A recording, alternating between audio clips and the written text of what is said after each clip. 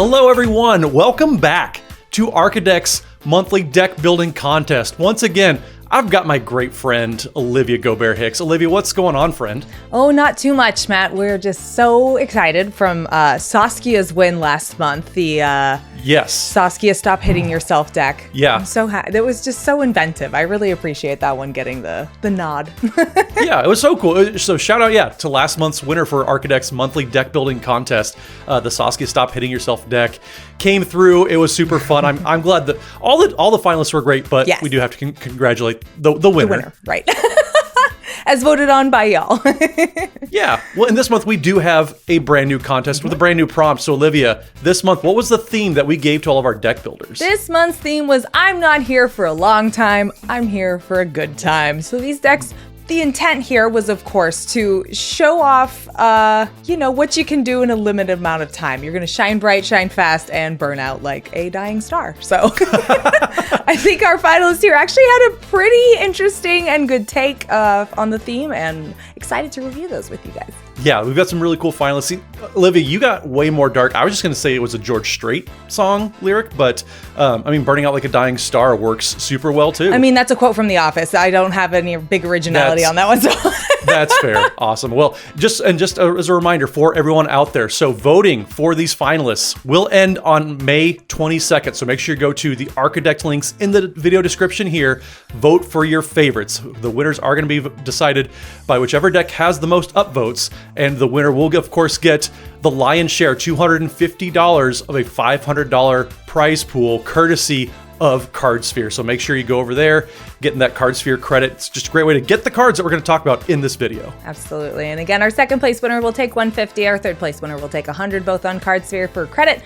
So let's jump into Descent into Avernus.deck. Yeah, that kind of became the theme, but yes, let's get into it. So, Yurlok of Scorched Thrash, take us through the first entry that we have. So, this deck was submitted by the user Little Winvon, haha.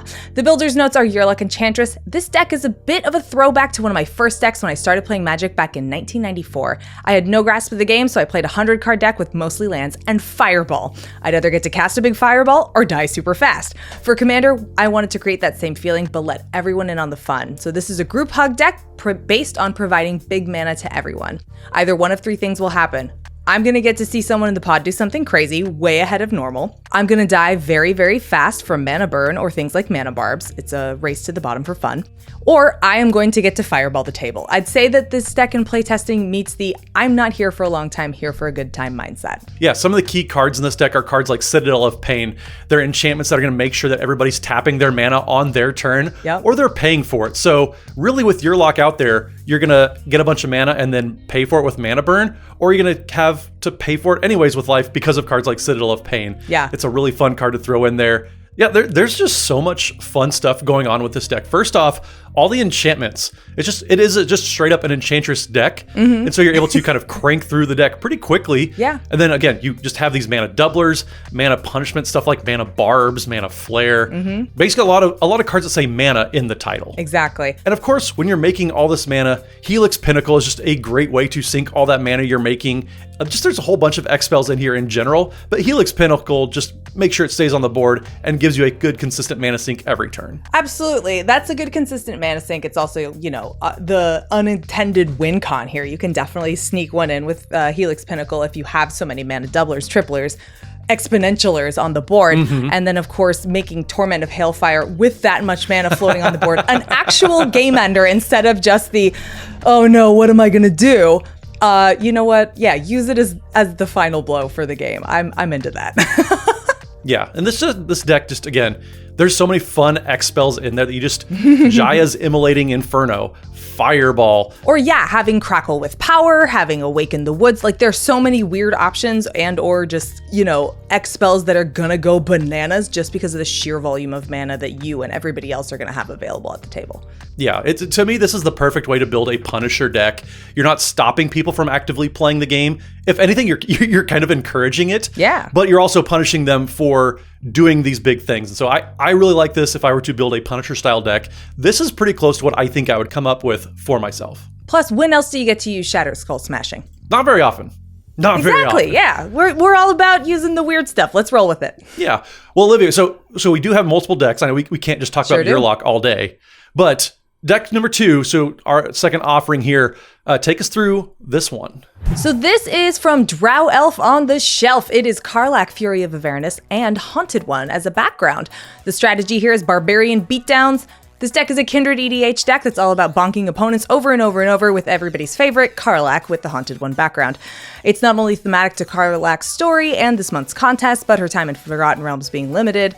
It's a very swing for the fences kind of strategy. If you can't give your opponent some damage fast, you won't be around for too long. Yeah, this deck is able to take advantage of cards like Molten Echoes to make hasty copies of your regular creatures that are just going in anyways, which oftentimes will have haste too.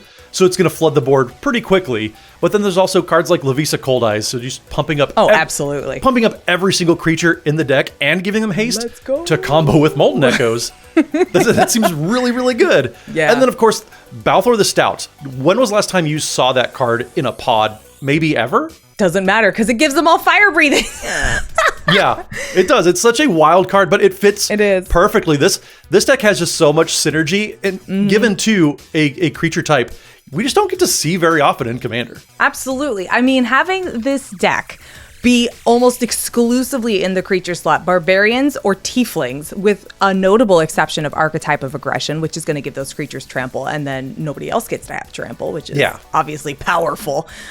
It's a really thematic deck that just like decided to go one route, stick with it, and it's an absolute hoss. This thing is bananas. The damage output is really, really high.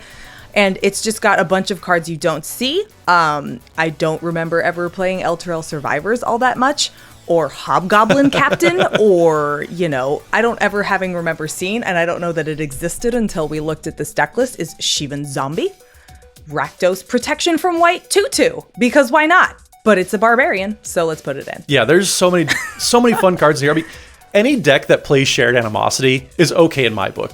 I love turning things sideways. If they just happen to have synergy, then why not? But yeah. It's pure synergy at this point. And honestly, looking over this deck list, yeah, this deck is super sweet. Having stuff like Reaver Cleaver, Trepanation Blade, Two-Handed Axe for the thematic inclusion, all of them just really cool, really fun stuff. Yeah, this is such a great, and again, flavorful fitting for Haunted One as a background. I just think backgrounds in general, just such a fantastic addition to Commander. And this is a great way to kind of express it. And just, you get to see all these barbarians turning sideways, and you get some fun, like Varek battle horns. I was just going to mention. Yeah. I was just going to bring up, when's the last time you got to play that, let alone see it? Did you just learn it existed? Cool, me too. I have a Valduk Keeper the Flame deck, and I love battle horns in that deck too. It's so cool.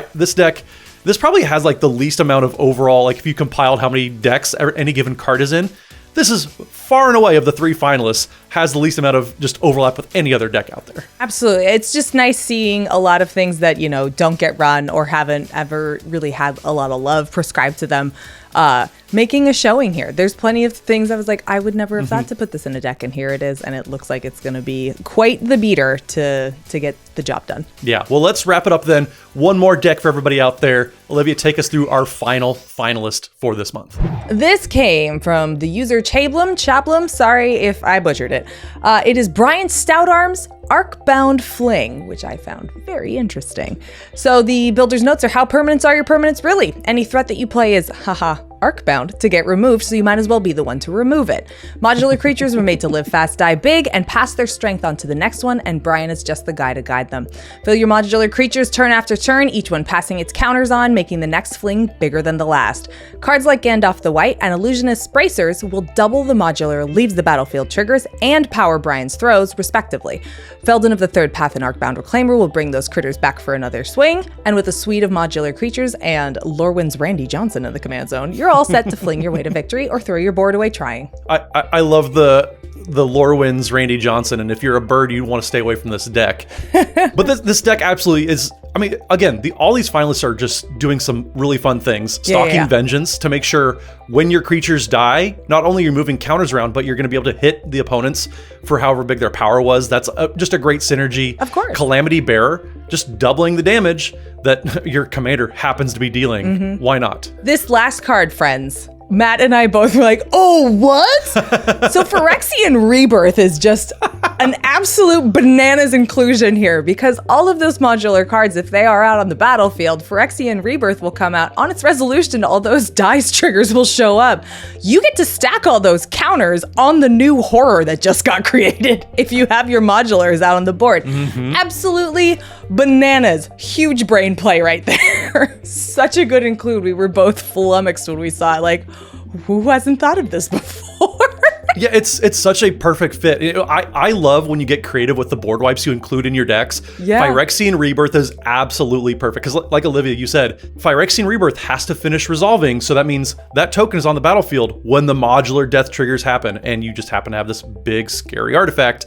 This is so fun. This card absolutely, Olivia and I both just sat there for a few minutes actually before we started recording this and just oogled at how fantastic of a fit that card is. It's just too cool. I just love what this is doing. And just for being a budget deck, this Brion Stoutarm deck actually just does a lot of work at a very, very cheap price point. Yeah, the versatility here of using these modular creatures either to, if your commander's not out, you get real spicy, take a bad swing, you can still buff the next one, so when he does, get some hasty enablers on him, get some boots on there. He's ready to go with large creatures. Absolutely genius. It's really cool how you can still develop your board even if you don't have like the main selling point or its main goal out yet. And you can take all kinds of preparative steps to just delete people from the game once he lands. A couple other things that really stand out to me. 32 basic lands in the deck. Love it. Sign me up. Love it. Those budget mana bases just... Friends, they never come in tapped unless you've got jerks of opponents like me who sometimes say lands come in tapped. I don't know, but... But I mean, yeah, but the deck absolutely does not need this super expensive mana base to function. I love it when people can build a deck like that. But also a new card that's kind of jumping out to me in this deck, Eartha Joe, Frontier Mentor. Sure. First ability doesn't really matter, creates a mercenary when it comes to the battlefield. Sure. But whenever you activate an ability that targets a creature or player, copy that ability. You may choose new targets for the copy. So it's just another free way to get additional Brion Stoutarm triggers. Yeah. I love it. It's so good. It's so good, people. Like you said, yeah, being able to get a 2-for-1 when you have a gigantic creature absolutely turns things in your favor. All the finalists have just done such a great job. I just love it. I love all these three decks. I really do think that this, like every month that we do this, if the submissions are going to get better and better like they are, I'm sure they're bound to, it's going to be really hard picking these finalists. But thank you to everyone who submitted decks. This always, it's so fun to see all the different decks that come out, how people are fulfilling the prompt and kind of expressing themselves through all of this. Absolutely. It's such a great way to see everything. So again, everybody listening, make sure you go to your favorite decks. The deck links are going to be in the description of this YouTube video. We'll post them on social media as well. Upvote for the favorite one that you have. Upvote for all of them. I'm going to do that just because they all deserve just so many more upvotes. But make sure you do that by May 22nd. That is when submissions will end and we will announce the winners on social media. Again, we'll have a prompt up for next month shortly thereafter once we've decided our winner for this month.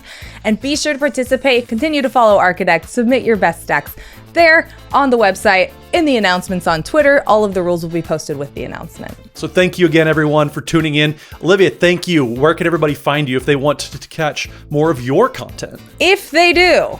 First off, thanks. I'm on Twitter and Instagram as @GoBearHicks. You can find me also on YouTube at Elder Dragon Hijinks, my show with Ailey, or you can find me at Commander at Home, my show with another Magic player I know, Brian Kibler. Awesome. Well, and you can find me on social media, pretty much any platform at Mathimus55, and you can catch me next month along with Olivia on this video talking about next month's deck building challenge. So from everybody at Archidect, EDH Rec, and Cardsphere.com, thank you so much, and make sure to vote for your favorites, and we'll see you next month. Have a good one, everybody.